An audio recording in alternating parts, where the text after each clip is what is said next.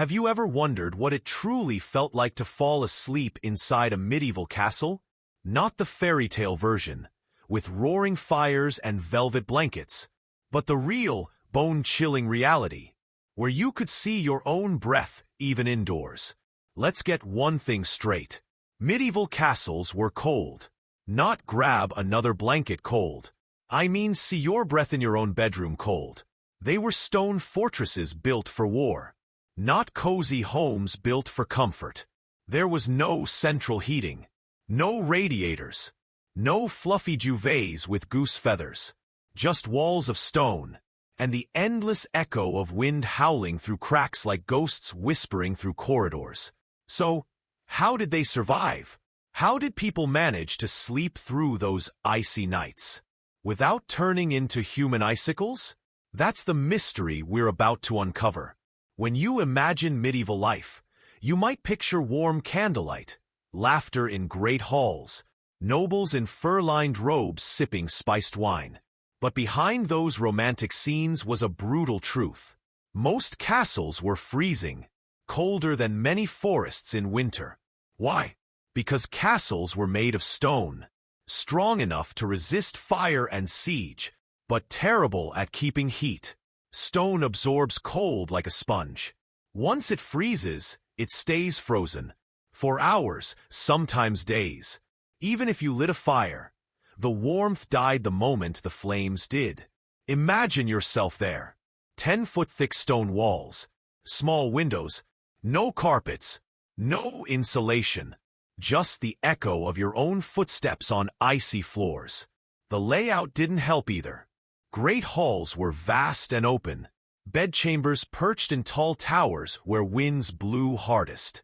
Spiral staircases acted like wind tunnels. Every breath of air seemed designed to remind you how fragile warmth could be. Castles were built to keep enemies out, not to keep heat in. And every gust of wind proved it. Rooms weren't sealed off like modern ones. They were connected through long corridors and open courtyards, perfect for letting drafts sneak in from every direction. At night, when fires dimmed and the sun's last warmth faded, the cold became a silent invader. Unseen, unstoppable, everywhere. The only real heating came from open hearths, stone fireplaces, or sometimes just pits of fire in the middle of a room. And guess what? They barely worked. They filled the air with smoke, struggled to warm the space around them, and left the rest of the room in icy darkness. Before the 12th century, there were no chimneys, so the smoke just drifted upward, hoping to escape through holes in the roof. Most of it didn't. People breathed it in as they tried to sleep. So how did they cope? Those with money used chamber hearths, private bedroom fires. The poor? They slept in side rooms, corridors, even stairwells. No fires, just stone, and each other's body heat. For those lucky enough to afford it, there were braziers, metal bowls filled with hot coals, a tiny sun glowing in the darkness. It helped a little, but it came with danger. Hot coals plus wooden furniture? You can guess how that ended. Fires were common, so were burns. And the smoke. It killed more people than the cold ever did. Carbon monoxide poisoning claimed lives in silence. Still, the brazier glowed. The fire crackled. And for a few precious hours, warmth returned. Enough to remove your boots and pray for morning. But the true medieval weapon against the cold wasn't a fire. It was the bed. Specifically, the bed with curtains, the ancestor of the four-poster bed. To us, it looks decorative, even royal. But in truth, it was a survival tool. Imagine a tent made of thick fabric inside a freezing stone room. Once you pulled those curtains shut, your own body heat, and maybe someone else's, was trapped inside. A small bubble of warmth in a world of ice. The wealthy lined their bed curtains with wool or fur. Some even layered them with felted blankets as thick as rugs. The bed itself was raised above the cold stone floor, and the mattress, stuffed with straw or feathers, held just enough heat to keep you alive. Families often slept together. Siblings, servants, even distant relatives sharing one bed. Warmth was survival. Personal space didn't exist. You curled up tight, knees to chest, arms across your chest. And once you were in, you didn't get out until dawn. Sleeping in a castle wasn't about comfort. It was about enduring the night. And survival wasn't just a matter of luck. It was a full-time job. That's where the night's servants came in. Men and women with one mission: make sure their masters didn't freeze to death. They lit fires, carried hot coals, heated bedstones, flat rocks that were slipped into mattresses to preheat them. They boiled water, poured it into ceramic jars, wrapped them in cloth, and slid them under sheets, the medieval version of a hot water bottle, hours before their lord or lady even entered the room. The servants were already at work, turning cold chambers into something survivable. And when the master finally lay down to sleep, the servants didn't leave. They stayed, awake waiting, ready to add wood to the fire, or replace a cooled stone before frost crept back in. Their job didn't end when their master fell asleep. In many ways, that's when it truly began. They listened for movement, for coughing, for the soft creak of a bed that meant their lord was cold again. They refilled the brazier, brought more hot stones, or poured another pot of boiled wine to chase away the chill. Even nobles weren't safe from the cold. Winter coughs, frozen joints, fevers that lingered for weeks. The cure wasn't medicine. It was warmth. And warmth came from those unseen hands working through the night. Some noble women even owned warming stools, wooden frames lined with iron and filled with embers beneath. They sat on them during prayers or reading, their dresses hiding the faint glow of fire. Others wrapped their legs in sheepskin, or wore fur-lined boots that never left the bedside.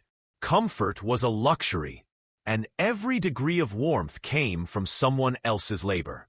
You might think nobles had it easier, and in some ways they did. Bigger beds, thicker blankets, servants ready at their call. But here's the twist. Castle architecture worked against them. Their rooms were usually in the upper towers, high above the ground, where wind bit hardest. Those grand windows designed to display wealth? Most had no glass. At best, they were covered with wooden shutters or thin oiled cloth, barely enough to block a breeze. So while the poor huddled closer to the earth's warmth, the rich froze in their lofty chambers. Down below, servants and guards often slept near the kitchens or in the basements, where the stones still held traces of daytime heat. Some even curled beside livestock, because body heat, whether from a cow or a cousin, was better than none. In the end, status didn't equal warmth. The true luxury wasn't gold. It was a good fire. Now, imagine the real survivors of those nights. The watchmen, the guards, the souls who never even got to lie down. While everyone else slept, they walked the ramparts, hours on end, in armor, in silence, under a moon that gave no warmth. There were no beds, no braziers, just wind cutting like knives through wool and leather. Their job? Not to fall asleep, not to freeze, not to die. They stamped their feet, swung their arms, and huddled together like birds on a branch. Some chewed cloves or bitter herbs to stay awake. Others muttered prayers under their breath, every exhale a puff of frost in the darkness. Sometimes they rotated every 2 hours. Sometimes they didn't. A few castles kept small fire pots along the walls, metal bowls with coals, but carrying them up a spiral staircase was dangerous. A single slip could mean fire or death. So they found other tricks, wrapping hot stones in cloth and tucking them under their cloaks, carrying flasks of spiced wine or ale, not to get drunk, but to feel a moment's illusion of warmth. And yet, If they failed, if they nodded off, if they missed a sound at the gate, punishment was immediate, because one man's weakness could doom an entire castle. For the watchman, the cold wasn't a discomfort. It was a test of loyalty, a punishment you couldn't escape. So let's answer the question once more. How did people sleep in medieval castles without freezing to death? The truth is that many barely did.